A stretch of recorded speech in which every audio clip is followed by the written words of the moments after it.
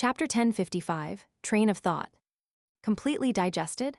That's understandable. This is the act of hypnotizing a demigod. Although it's thanks to the fate siphon charm, it only helped to open the door of the body of heart and mind.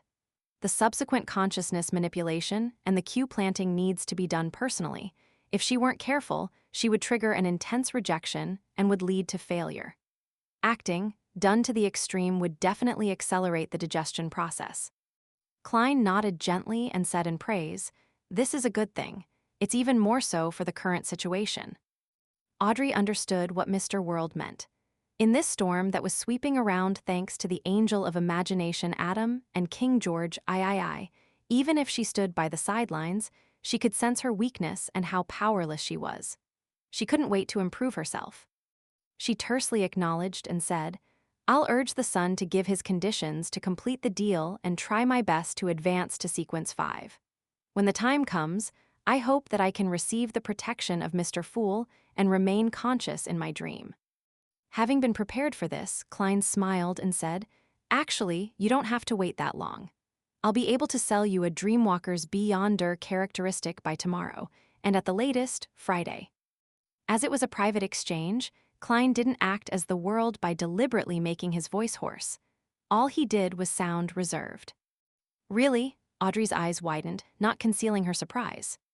Klein nodded and said, "It's actually from H. Vin Rambus. The new cross that Mr. Fool obtained can allow the Beyonder characteristics to be purged." He spoke very simply, without explaining the actual steps. He maintained Jayaman Sparrow's unique coldness. "Is that so?" The corners of Audrey's lips curled up as she broke into a smile. She pressed against her chest and said, "Praise Mr. Fool Tilda, and thank you, Mr. World." A double token of gratitude. Klein chuckled inwardly and calmly said, "It's just a transaction. You need to pay for it." He lampooned to himself. Audrey maintained her smile and asked, "What do you need?" "For a Sequence 5 Beyonder characteristic, 8,000 pounds. Klein chose something that Miss Justice could gather in the fastest time possible. Audrey didn't mind the price. She thought for a while before asking, "Can you sell the separated hypnotist characteristic to me as well?" When she said that, she smiled in embarrassment and said, "It's for Susie. The incident this time was resolved all thanks to her." "Yes, the higher her level, the greater the help she can provide will be. Well, I'll also help her." "No problem, 4,000 pounds. Having expected this, Klein directly named his price. In his plan, he could stop once the hypnotist was purged, doing so without continuing the separation process. Now, he would place the unshadowed crucifix together for a long period of time, allowing its remaining characteristics to take form. A total of 12,000 pounds. Audrey asked for confirmation, not feeling too much pressure.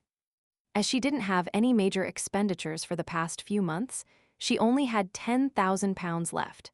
Just a little bit of economizing was enough to satisfy her needs. Seeing the world nod, she heaved a sigh of relief. "I'll pay it before Friday."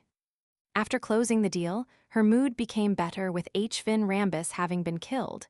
She asked as though she was chatting, "I'll also buy the complete brain of an adult mind, Dragon from the Sun as well. However, I won't be in such a rush. Susie won't be able to digest the hypnotist potion so quickly." At this point, she glanced shyly at Mr. World. "What needs to be exchanged for H. Vin Rambus's demigod characteristic?" Klein laughed and replied, "I still don't know what I'm lacking. In fact, other than the manipulator characteristic from H. Vin Rambus, I also have the corresponding potion formula. While you digest the Dreamwalker potion, I'll slowly think about what I need, and I'll get you to do certain things and gather some materials so that you can make sufficient contributions to exchange for them." Upon hearing these words, Audrey's green eyes lit up. "All right." After her reply, she asked with interest, "Is this the same as how Zeo contributes to MI9? "Yes, it's also the same method that the various major churches use." Klein gave an affirmative answer. Audrey nodded and curiously asked, "Mr. World, do you know the name of the high-sequence Beyonder potions of the Spectator pathway?" Klein answered simply, "Manipulator, Dreamweaver, Discerner, Author, and Sequence 0, Visionary." "Hearing the names makes me look forward to them. especially author and visionary. Audrey fantasized for a few seconds before diverting the topic back on track.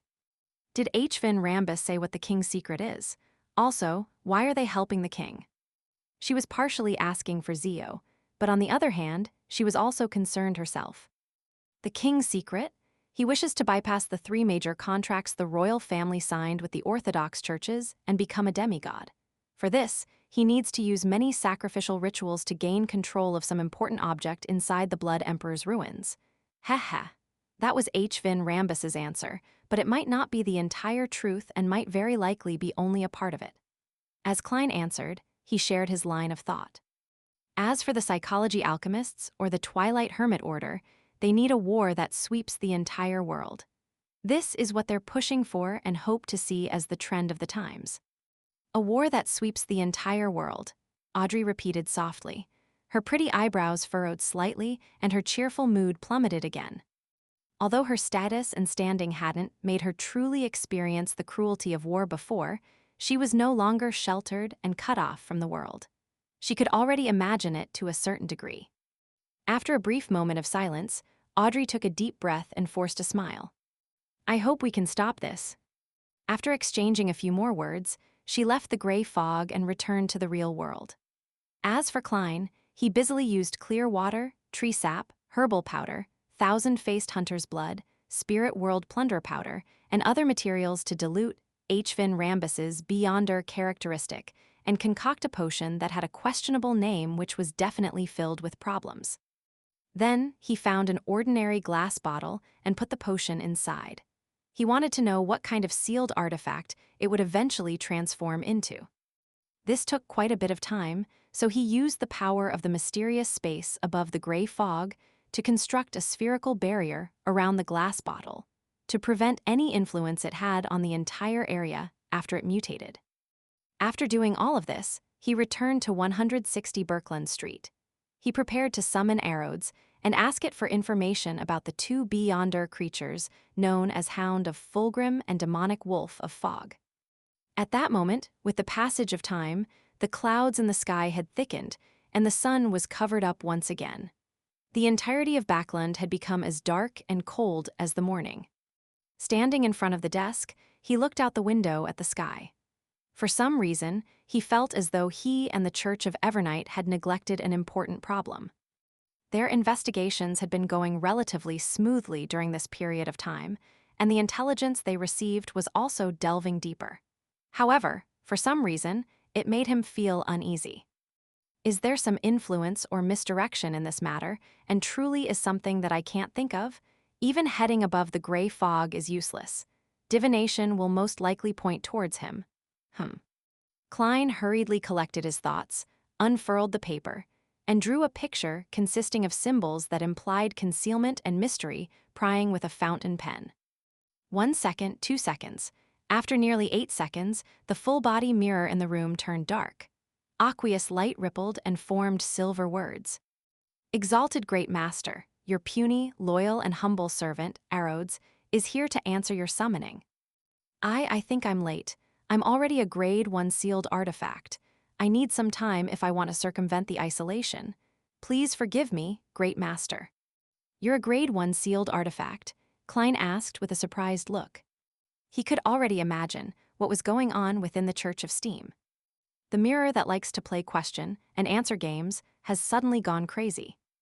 The full-body mirror's silver words squirmed and formed new words. Great Master, is this a question? He wanted to answer no, but to maintain his image, he nodded and said, yes. Arodes immediately produced a line of words. I'm not actually a true Grade 1 sealed artifact yet. I'm just enjoying the treatment of a Grade 1 sealed artifact in advance. This is mainly because a Grade 1 sealed artifact needs to be reported to other churches and be given a new number. The Church of Steam doesn't wish to do so. So that's how it is. That's understandable.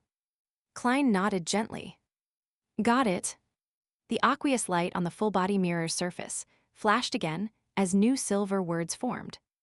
Supreme Master, do you have any questions to test your loyal servant Arodes? What do you know about Hounds of Fulgrim and Demonic Wolves of Fog? He asked without standing on ceremony, completely unfazed that it was actually two questions. In the mirror, the silver words squirmed like they had a life of their own and changed shapes. The Hounds of Fulgrim are a type of unique creature of the spirit world. They live in the historical void. Even the Seven Lights only know of them and are unable to interact with them unless they leave the historical void and attempt to hunt. But even so, what you see might only be a projection of their past. The demonic wolves of fog are a type of high-level demonic wolves. After the death of the ancient gods and the Cataclysm, and with them being killed by the Antigonus family, Zeratul family, and the Church of Evernight, they're extremely rare now. Furthermore, they're all good at anti-divination and deceit. They aren't easy to find. In other words, the Church of Evernight likely has materials and items related to the demonic wolf of fog. And with this, I can bring it to the spirit world and use the law of beyonder characteristic convergence to bait a Hound of Fulgrim. Klein began his train of thought as he read on,